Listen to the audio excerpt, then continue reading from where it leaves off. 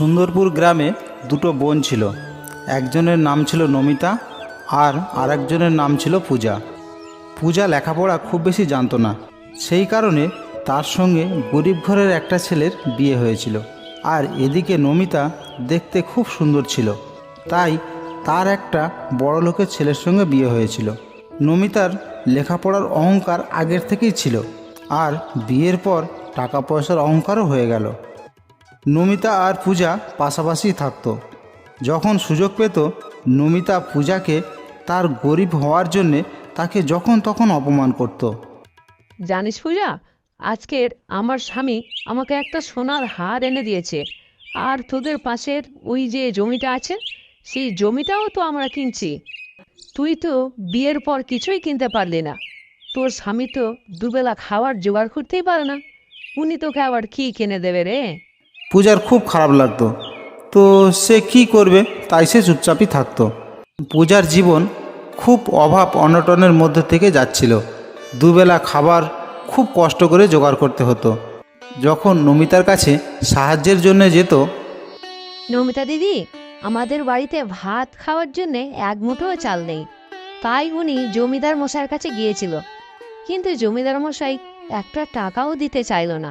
তো নমিতা বোন, তুমি আজকের কিছু টাকা দিয়ে আমাকে সাহায্য করো না, আমাদের ফসল উঠতেই সেই ফসল বিক্রি করেই তোমার টাকা আমি তোমাকে ফেরত দিয়ে দেব। পূজা, তুই আজকের টাকা চাইতে এসেছিস? তুই যদি কালকের আসতিস তাহলে আমি তোকে কিছু টাকা দিয়ে দিতাম। তোকে তো আগেই বলেছিলাম তোদের পাশের জমিটা আমরা কিনেছি, তাই ওখানেই সব টাকা খরচা হয়ে গিয়েছে রে। নমিতা কখনোই পূজাকে 1 টাকাও দিয়ে সাহায্য করতো না। নমিতা তো 1 টাকাও দিয়ে সাহায্য করলো না, আর ঘরেও খুব অভাব। ঠিক আছে, আমি আমার বড় ভাইয়ের কাছে যাই আর কিছু টাকা ধার নিয়ে আসি, দাদা নিশ্চয়ই আমাকে কিছু টাকা দিয়ে সাহায্য করবে। এই ভেবে সে দাদার বাড়ি যাওয়ার উদ্দেশ্যে রওনা দিল। রাস্তায় কিছুক্ষণ চলার পরে একটা সাধু বাবার সঙ্গে দেখা হলো। সাধু বাবা, ও সাধু বাবা, এই এত গরমের মধ্যে তুমি এই ভারী কলসিটা নিয়ে কোথায় যাচ্ছ? কোথাও না গো মা, ওই পাশের গ্রামে আমার বাড়ি, ওইখানে আমি যাচ্ছিলাম। সাধু বাবা, আমি ওই পাশের গ্রামেই তো যাচ্ছি, দাও তোমার এই কলসিটা আমাকে দাও। না না না না, তোমাকে কষ্ট করতে হবে না মা, আমি ঠিক নিয়ে চলে যেতে পারবো। সাধু বাবা, আমি তো তোমার মেয়েরই মতো, দাও আমাকে একটা কলসি দাও, আমি তোমার কলসিটা পৌঁছে দেব। তারপর সেই কলসিটা নিয়ে পূজা আর সাধু বাবা একসঙ্গে সেই গ্রামে পৌঁছলো। কলসিটা সাধু বাবার ঘরে রেখে দিল। আচ্ছা সাধু বাবা, তাহলে আমি এখন যাই। তারপর সোজা নিজের দাদার বাড়ি চলে গেল। কিন্তু ওই সময় দাদা বাড়িতে ছিল না। ও বৌদি, বৌদি, দাদা কোথায়? উনি এখন ঘরেতে নেই। দাদার সঙ্গে আমার খুব কাজ ছিল গো। কি কাজ আছে আমাকে বলো। বৌদি, কি বলি বলো তো, এখন আমাদের অবস্থা খুব খারাপ চলছে, আমাদের কাছে 1 টাকাও নেই যা দিয়ে আমরা দুবেলা দুমুঠো খেতে পারি। তো আমরা কি করতে পারি? আমাদের কাছে তো আর টাকার গাছ লাগানো নেই যে তার থেকে পেরে পেরে তোমাকে দিয়ে দেব। টাকা চাওয়া ছাড়া যদি অন্য কোনো কাজ থাকে তাহলে সেটা বলতে পারো। ঠিক আছে বৌদি, তাহলে আমি এখন চলে। বৌদি পূজাকে টাকা না দিয়েই বাড়ি থেকে তাড়িয়ে দিল। মন খারাপ করে পূজা গ্রামের দিকে চলতে থাকে। আরে ও মেয়ে, শুনছো? এদিকে এসো, এদিকে এসো। এই গ্রামে তুমি কার বাড়িতে এসেছিলে? সাধু বাবা, আমি আমার দাদার বাড়িতে কিছু টাকা সাহায্যের জন্য এসেছিলাম। তখন পূজা গোড়া থেকে সমস্ত কিছু সাধু বাবাকে বলল। তুমি এই 3টে কলসির মধ্যে একটা কলসি নিয়ে যাও। কেন সাধু বাবা? তুমি এত দূর থেকে হেঁটে হেঁটে এখানে এসেছো, আবার যাবার সময়ও এত রাস্তা হেঁটে হেঁটে যাবে। যদি তোমার রাস্তায় খিদে লাগে তাহলে এই কলসির ভিতরে লাড্ডু আছে, সেগুলো তুমি খাবে। না সাধু বাবা, আমার এগুলো দরকার নেই, আপনি আমাকে বলেছেন এটাই অনেক। শোনো মেয়ে, এগুলো তুমি নিয়ে যাও, তুমিও তো আমার মেয়ের মতো না। সাধু বাবা, বারবার যখন তুমি বলছো তাহলে আমি একটা কলসি দিয়ে নিচ্ছি। সাধু বাবা বারবার বলার পরে পূজা সাধু বাবার কাছ থেকে সেই কলসিটা নিয়ে নেয়। ঠিক আছে সাধু বাবা, তাহলে এখন আমি চলি, ঘরে পৌঁছতে পৌঁছতে অনেক সন্ধ্যা হয়ে যাবে। তারপরে পূজা নিজের ঘরের দিকে হাঁটতে শুরু করলো। পূজা, আজকে তুমি তোমার দাদার বাড়িতে গিয়েছিলে, তোমার দাদা কিছু সাহায্য করলো? আমি দাদার বাড়িতে গিয়েছিলাম, কিন্তু দাদা তো বাড়িতেই ছিল না গো, তাই বৌদি আমাকে ঘর থেকে তাড়িয়ে দিল। আচ্ছা, তার মানে আজকের আমাদের দুজনকে না খেয়েই থাকতে হবে? না না গো, আজকের আমাদের না খেয়ে থাকতে হবে না। তার মানে কোথাও থেকে টাকার ব্যবস্থা করেছো? আরে না না, আমি যখন দাদার বাড়ি থেকে ফিরছিলাম তখন রাস্তায় সাধু বাবার সঙ্গে দেখা হলো। সাধু বাবা আমাকে লাড্ডু ভরা কলসি দিলেন আর বললেন রাস্তায় খিদে লাগলে খেয়ে নিতে। কিন্তু আমি তো সেই লাড্ডু খাইনি, ওই কলসিতে সেই লাড্ডু আছে। বাহ, এ তো খুব ভালো খবর। তুমি তাড়াতাড়ি যাও, লাড্ডুগুলো নিয়ে এসো। আজ আমি সকাল থেকে কিছুই খাইনি। ঠিক আছে, তুমি দাঁড়াও, আমি লাড্ডু নিয়ে আসছি। আর যখনই পূজা সেই কলসিটা নিয়ে এসে কলসিটা খুলে কলসি দেখে সে চমকে উঠল। ওরে বাবা, এ তো সোনার মোহর, আবার এক কলসি। এ তো সোনার মোহর, তোমাকে কে দিল? আমি সত্যি কথাই বলছি, আমাকে এই কলসিটা ওই সাধু বাবাই দিয়েছে। পূজা, আমি তো আমার চোখকেই বিশ্বাস করতে পারছি না। আমার মনে হয় ভগবান আমাদের দুঃখের কথা শুনেছেন। তারপর সেই সোনার মোহর বিক্রি করে দুজনে একটা চাষের জমি কিনলো আর একটা ভালো ঘর বানালো। আর এদিকে পূজার উন্নতি দেখে নমিতার খুব হিংসা হতে থাকে। সে তার স্বামীকে বলল, কি গো শুনছো? আমি ভেবেই পাচ্ছি না আমার বোন এত পয়সা আলা হয়ে গেল কি করে। এত টাকা পয়সা ওর কাছে কোথা থেকে এলো? কিছুদিন আগে তো আমার কাছে ভিখারির মতো টাকা চাইতে এসেছিল, আর এখন আমাদের থেকেও অনেক পয়সা আলা হয়ে গিয়েছে। হ্যাঁ, আমি তো ওটাই ভাবছি। তোমার বোনের স্বামী লোকের জমিতে খুব কষ্ট করে কোনো রকমে দুজনে খাবার জোগাড় করত। হঠাৎ করে এত ধন দৌলতের মালিক কী করে হয়ে গেল? কিন্তু কিছুদিন আগে আমি তোমার বোনকে তোমার ভাইয়ের ঘরের দিকে যেতে দেখেছিলাম। কি বলছো? দাদার বাড়িতে গিয়েছিল? তাহলে আমার মনে হয় দাদার কাছ থেকে অনেক টাকা পয়সা নিয়ে এসেছে। তোমার ভাইটাও আবার কেমন যে টাকা পয়সা সব ছোট বোনকে দিয়ে দেবে? তুমিও তো বড় বোন, ভাইয়ের কাছে দুই বোনেরই তো সমান সমান অধিকার। তাহলে দুই বোনকে সমান সমান দিত। তুমি একদম ঠিক বলেছ।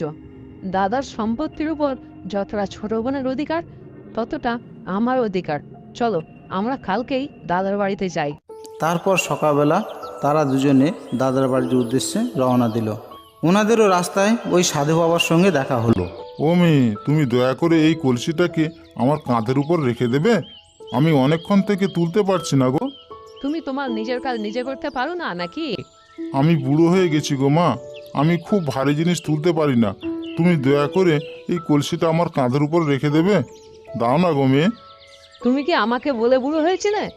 নিজে নিজেই তো বুড়ো হয়েছো। আরে তুমিও না এই বুড়োর কথা দাঁড়িয়ে দাঁড়িয়ে শুনছো।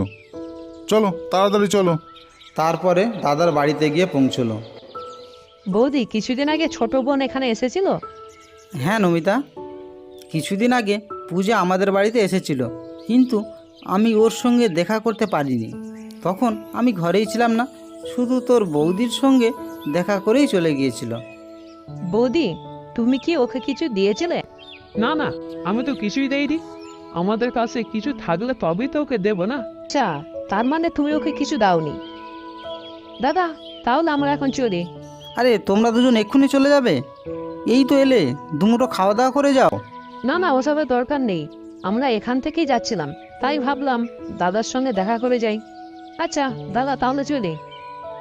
আরে দাদা তো ওকে কিছুই দেয়নি, তাহলে এত ধন দৌলত কোথা থেকে পেল? হ্যাঁ, আমিও তাই ভাবছি। উফ, এত রোদ্দুর, হাঁটতে হাঁটতে খুব জল তেষ্টা পেয়েছে। দাদার বাড়িতে তোমার জল তেষ্টা লাগেনি? এই রাস্তায় বেরিয়ে জল তেষ্টা লেগেছে? তুমি যেখান থেকে হোক গিয়ে আমার জন্য একটু জল নিয়ে এসো। মনে হচ্ছে জল তেষ্টায় আমার মাথা ঘুরে যাবে। যখন দাদার বাড়িতে ছিলাম তখন আমার জল তেষ্টা লাগেইনি, এখন খুব জোরে জল তেষ্টা লেগেছে। তারপরে ওনারা একটা ঘর দেখতে পেল, আর সেই ঘরটা ছিল ওই সাধু বাবারই। কি হলো গো মেয়ে, আমার ঘরের দিকেই আসলে? সাধু বাবা, এক গ্লাস জল পাওয়া যাবে? হ্যাঁ হ্যাঁ, অবশ্যই, এসো এসো এসো, আমার ঘরে এসো। বাবা, রাস্তায় আমি আপনার কোনো সাহায্য করিনি, তবুও তুমি আমাকে জল দিলে। তাতে কি হয়েছে?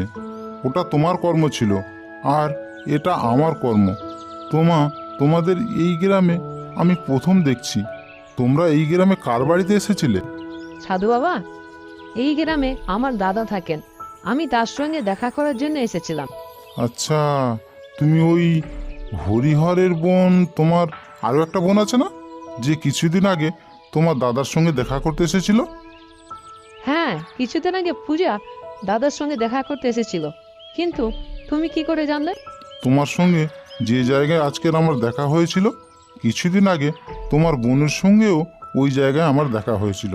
ওই বেচারি আমার এই কলসিটাকে ওখান থেকে নিজে বয়ে এনে আমার ঘরে রেখে দিয়েছিল। সাধু বাবা, তুমি জানো, যখন থেকে আমার বোন দাদার বাড়ি থেকে ঘুরে গিয়েছে তখন থেকে ওর কাছে ধন দৌলত হয়ে গিয়েছে। কি করে হলো তা বুঝতেই পারছি না। বলছি মা, বলছি, ওনার কাছে যত ধন দৌলত এসেছে সব ওর ভালো কর্মের আর ভালো ব্যবহারের ফলে এসেছে। বাবা, আমি তোমার কথা কিছুই বুঝতে পারছি না। ভালো কর্ম আর ভালো স্বভাবের কারণে এত ধন সম্পত্তির মালিক কি করে হয়ে যায়? এসব তুমি কি বলছো সাধু বাবা? তাহলে শোনো বাবা, আমি সব বলছি। এখানে যত কলসি রাখা আছে এসব কোনো সাধারণ কলসি না, এসব মানুষের ভালো কর্মের এবং খারাপ কর্মের ফল দেওয়ার কলসি। মানুষের কর্মের ফলের কলসি? এ আবার কেমন কলসি? সাধু বাবা, আমি আপনার কথা বুঝতে পেরে গিয়েছি। আমার যেরকম কর্ম হবে সেই কর্ম হিসেবে এই কলসি আমাকে ফল দেবে। তুমি ঠিক বলেছো মা, একদম ঠিক বলেছো। সাধু বাবা, আপনার যদি অসুবিধা না হয় তো একটা কলসি আপনি আমাদের দিতে পারেন? আমিও আমাদের কর্মফলের পরীক্ষা করে দেখি। হ্যাঁ হ্যাঁ, অবশ্যই মা, তুমি এখান থেকে একটা কলসি নিয়ে নাও, আর তুমিও তোমার কর্মফলের পরীক্ষা করে দেখো। নমিতাকেও সাধু বাবা একটা কলসি দিয়ে দেয় আর দুজনে মিলে সেখান থেকে চলে যায়। আর রাত্রেবেলা যখন ওই কলসিটা খুলল তখন সেই কলসি থেকে হাজার হাজার পোকামাকড় বার হতে লাগলো। উরি বাবা, আমাদের কলসি থেকে তো পোকামাকড় বেরোচ্ছে। তো কি খারাপ হয়েছে? আমাদের কর্মফল অনুযায়ী আমাদের সঠিক জিনিসই বেরোচ্ছে। আমরা খুব অহংকারী ছিলাম। তোমার বোন বেচারি এত অসুবিধার মধ্যে পড়ে আমাদের কাছে কিছু সাহায্যের জন্য এসেছিল, কিন্তু আমরা তো তাকে কোনো সাহায্য করিনি। কর্ম যদি এইরকম হয় তাহলে আমরা ভালো ফলের আশা কি করে করি? তুমি একদম ঠিক বলেছ। আমাদের টাকা পয়সার অহংকার হয়ে গিয়েছিল। আমি আমার বোনের দুঃসময়ের কোনো সাহায্য করিনি, বরং আমাদের টাকা পয়সার অহংকারে ওকে অপমান করেছি। নমিতা এবং নমিতার স্বামী নিজেদের এই ভুলের কারণে নিজেদেরকে খুব ছোট লাগছিল। এই জন্যই বলে, যেমনি কর্ম তেমনি ফল।